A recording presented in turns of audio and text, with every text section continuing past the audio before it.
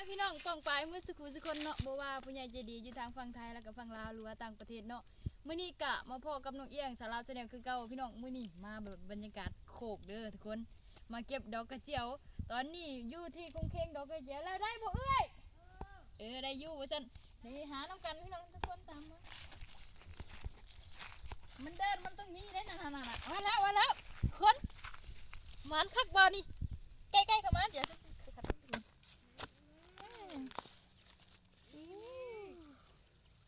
สวยดีดอกนึงกะ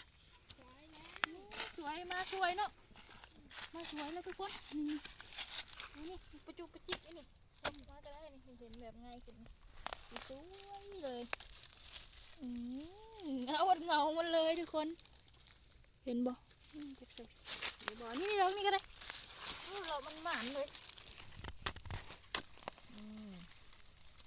นี่ทุกคนไปนำมาเอ้ยเดี๋ยวมันจะพาไปนี่อันนี้กระดุมกระตา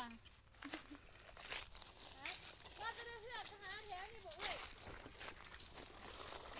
ทุกคนอันน่ะน้องเอียงเห็นนั่นพักนี่ก็เว้ยพักหวานเนาะแต่ว่า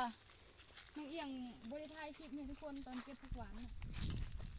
เดี๋ยวหาเลาะไปทุกคนมันจะแบบในกระเจ้าเอา